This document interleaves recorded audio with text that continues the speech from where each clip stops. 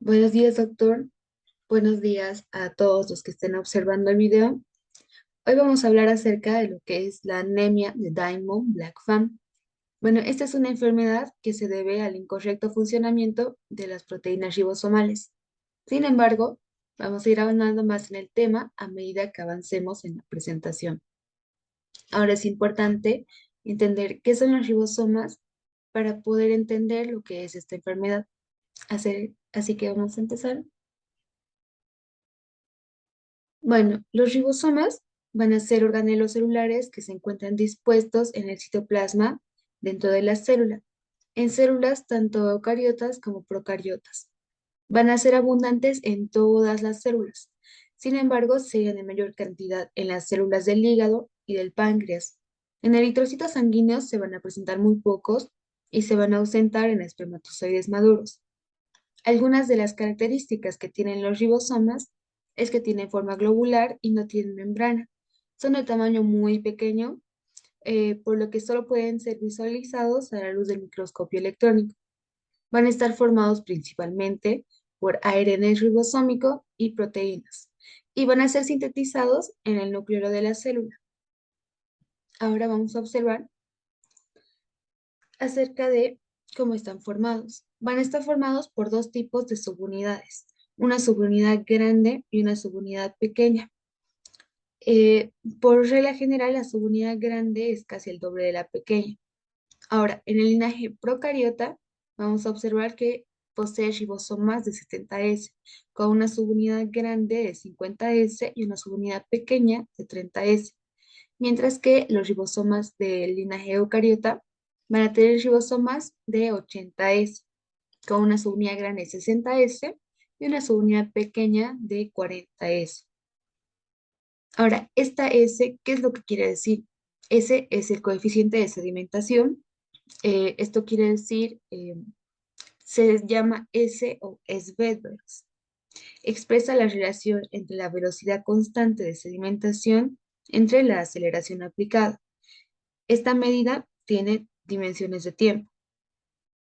Ahora hay que ver que los Svedbergs no son aditivos, no se van a sumar. Es por eso que en un ribosoma de 70S, su subunidad grande es de 50S y la pequeña es de 30S, y aún así nos suman 80S. Lo mismo cuando tenemos una subunidad grande de 60 y una pequeña de 40S. No da 100S, sino que tenemos ribosomas de 80S. Ahora, ¿dónde los encontramos? Bueno, los ribosomas se encuentran libres en el citoplasma de la célula, se pueden encontrar anclados al retículo endoplásmico rugoso o también en algunos organelos como las mitocondrias y los cloroplastos. Van a estar principalmente implicados en la síntesis proteica y ribosomas unidos a membranas se van a encargar de la síntesis de proteínas que van a ser insertadas en la membrana plasmática o van a ser enviadas al exterior de la célula. Ahora, en cuanto a los ribosomas libres, que no están acoplados a ninguna estructura en el citoplasma, van a sintetizar proteínas cuyo destino es el interior de la célula. Y por último, los ribosomas de las mitocondrias van a sintetizar proteínas para uso mitocondrial. También del mismo modo, varios ribosomas se pueden unir y formar polirribosomas, lo que va a formar una cadena acoplada a un ARN mensajero, va a sintetizar una misma proteína múltiples veces y de manera simultánea. Ahora, en cuanto a la principal función que tienen los ribosomas, es la síntesis de proteínas. Ahora vamos a explicar un poco de cómo es que ocurre esta. Bueno, el proceso de formación de proteínas va a empezar entre la unión de un ARN mensajero, que podemos observar acá, y, eh, y un ribosoma. El ARN mensajero se va a desplazar por esa estructura de un extremo específico denominado codón iniciador de cadena. Este codón siempre va a ser un AUG, que es una metionina. Por este codón siempre se va a iniciar la traducción de proteínas. A medida que el ARN mensajero pasa por el ribosoma, se va formando una molécula de proteína, porque el ribosoma es capaz de interpretar el mensaje codificado por el mensajero. Ahora, este mensaje está codificado en tripletes de nucleótidos. Aquí podemos observar los tripletes de nucleótidos. en la que cada tres bases va a indicar un aminoácido en particular. Ahora, cuando el ribosoma detecta un codón de parada en el ARN mensajero, la traducción se acaba. Los codones de parada vamos a ver que son el UAA, UAG y UGA. Ahora ven un poco de los ARN de transferencia. Son los encargados de transportar los aminoácidos hasta el ribosoma. Van a poseer la secuencia complementaria a triplete. Aquí tenemos guanina, citosina, adenina, que va a ser complementario al triplete que se encuentra en el ARN mensajero. Va a existir un ARN de transferencia para cada uno de los 20 aminoácidos que componen las proteínas. Ahora, una vez que se va formando la cadena de aminoácidos y una vez que el ribosoma detecta el codón de stop en el ARN mensajero, se va a terminar y esta cadena se va a liberar. Y una vez que se libera la cadena, se libera la cadena de proteína en crecimiento para después convertirse en una proteína. Bueno, hoy les voy a hablar de la anemia Diamond-Blackfan. Esta anemia va a ser una enfermedad congénita que va a hacer que la médula ósea no tenga un correcto funcionamiento y gracias a esto no va a producir los suficientes glóbulos rojos. Afecta directamente a los neonatos y a los lactantes y puede ser diagnosticada hasta el primer año de vida. Ya digamos hasta los 4 años ya no va a ser imposible que sea diagnosticada. Es heredada en un 45% y en un 55% no hay antecedentes de esta enfermedad. Y lo que va a hacer esta enfermedad, digamos, sus signos más claros para saber que este neonato va a estar con anemia, va a ser que los leucocitos y las plaquetas van a estar anormales y en un 50% va a existir malformaciones congénitas y un retraso de un crecimiento en el 30%. Y también su gravedad de esta enfermedad puede ser variada, ya que puede haber otras enfermedades de la médula ósea como el síndrome mielodisplásico y cánceres relacionados con este. Y con los años, esta enfermedad va a desarrollar en problemas hormonales como ser la insuficiencia suprarrenal, la hipogonada, el hipotiroidismo y los pacientes van a llegar a padecer una leucemia y un cáncer.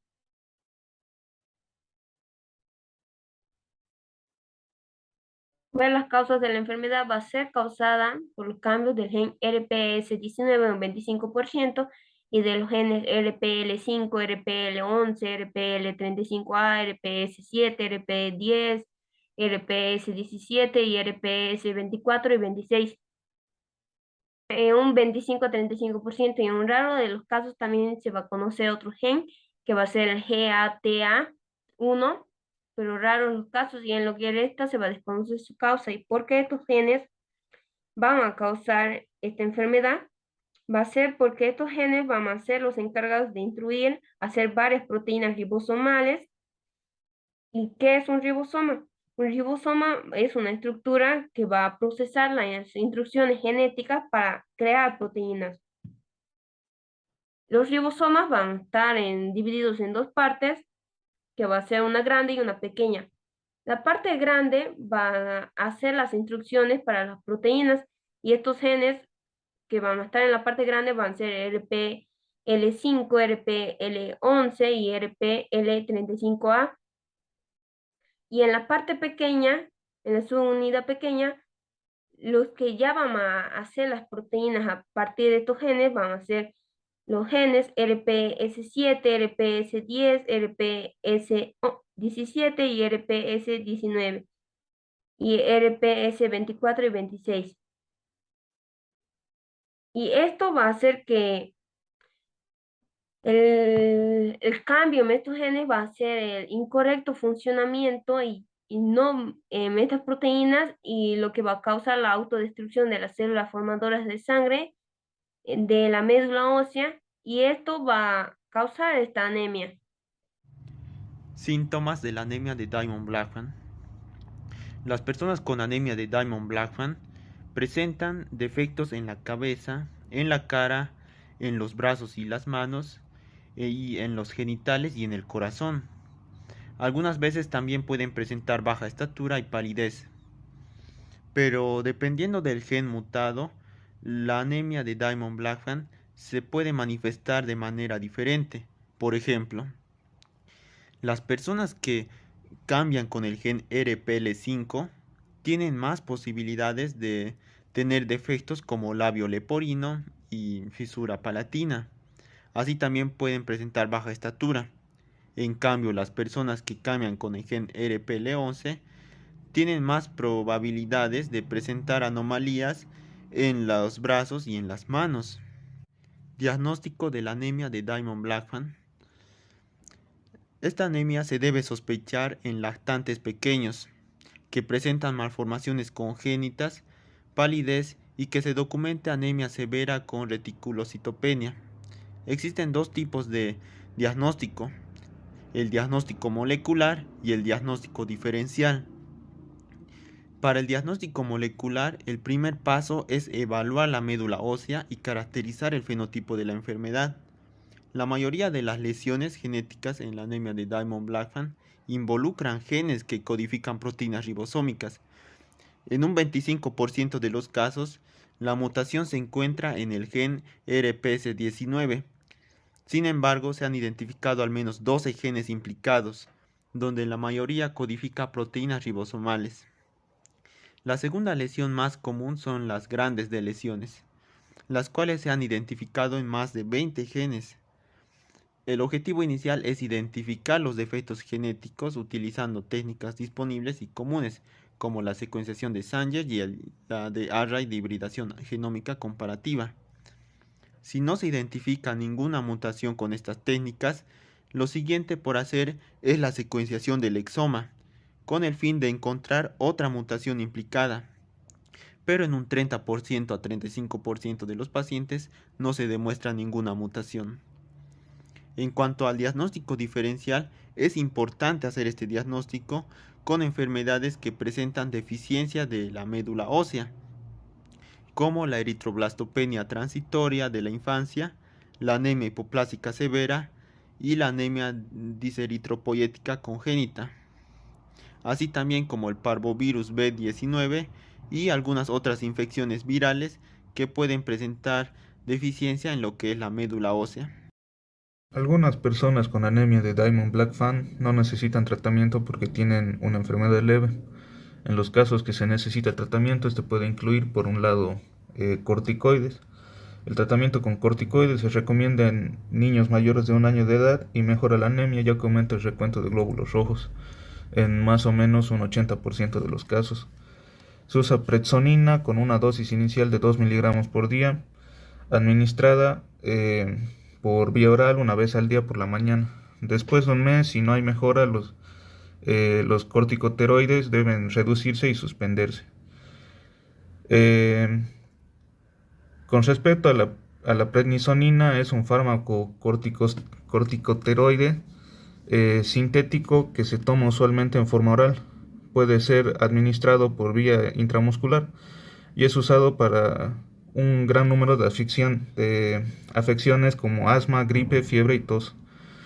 Tiene principalmente un efecto glucocorticoide y la prednisona es un profármaco que es convertido por el hígado en prednisolona, la cual es la forma esteroidea activa.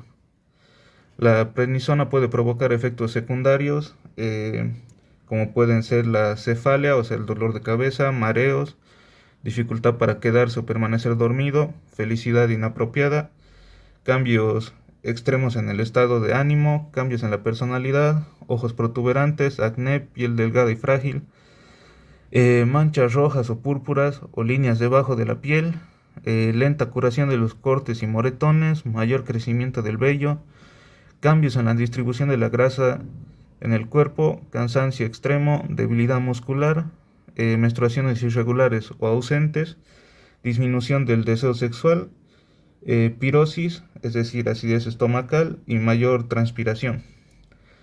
Además de esto, la prednisona puede desacelerar el crecimiento y desarrollo en los niños. El pediatra observará cuidadosamente el crecimiento de su niño.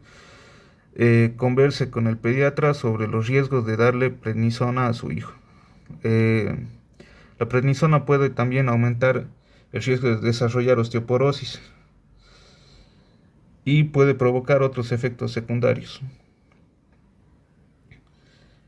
Siguiendo con los tratamientos, se encuentra también la transfusión de sangre. Se puede hacer junto con los corticoides o cuando no hay mejora con los corticosteroides.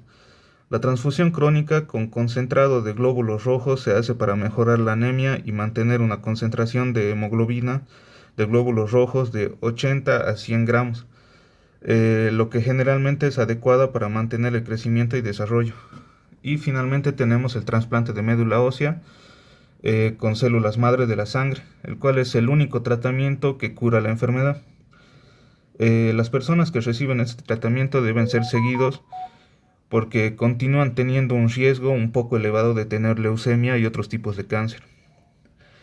Los mejores resultados de trasplante se obtienen cuando la donación de médula ósea es compatible con respecto al sistema de antígenos leucocitarios humanos, HLA, y cuando se hacen niños menores de 10 años de edad. Una vez que ya vimos todo lo anterior, vamos a hacernos 3 preguntas. Y ahora, ¿cómo reducir el riesgo de desarrollar esta condición? Este tipo de anemia es una enfermedad autosómica dominante con suficientemente heredar una sola copia del gen mutado basta para heredar la enfermedad. Aproximadamente el 45% de los casos, la copia mutada se hereda de uno de los padres que también tiene dicha anemia. En el otro 55% de los casos, la enfermedad no se hereda de ninguna forma. La primera vez de una anemia Diamond-Blackfan en una persona ocurre sin que el papá o la mamá tenga copia alguna del gen mutado. En la herencia autosómica dominante, una persona tiene la probabilidad de aproximadamente el 50% en cada embarazo de pasar el gen mutado a su hijo. Las señales y síntomas pueden ser muy leves en algunos casos, pueden no ser notados, parece también en otros casos no tener ningún tipo en nuestra familia.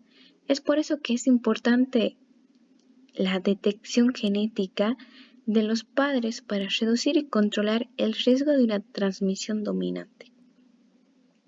Para corroborar un diagnóstico de esta anemia, vamos a realizar lo que es un hemograma completo, reticulocito, hemoglobina F y actividad macrocítica, tanto a padres como también a los hermanos, buscando portadores leves o asintomáticos del gen mutado en el paciente que tenga dicha enfermedad. Una macrocitosis elevada puede ser un signo de este tipo de anemia, pero vamos a tener una anemia Diamond-Blackfan a un nivel familiar.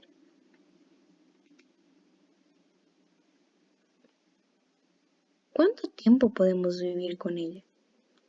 Esta anemia afecta a las personas de muchas y diferentes maneras, lo que dificulta un pronóstico de vida en sí no tan certero. En algunas personas esta mutación suele tener condiciones médicas con síntomas muy leves que no van a afectar su esperanza de vida.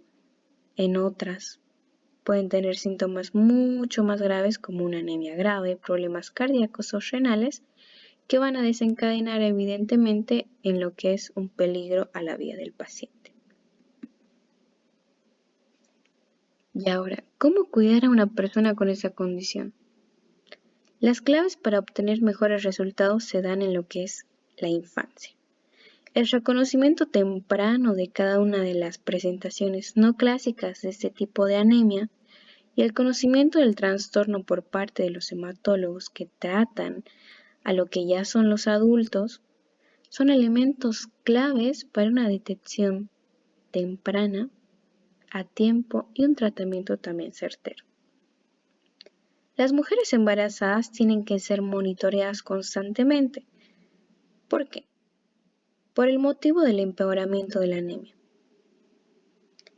Al tener este motivo, se van a tener que tomar precauciones para ver posibles retrasos y anomalías en el crecimiento intrauterino y en algunos casos la muerte fetal. Vamos a tener 3 cuidados primordiales con este tipo de anemia.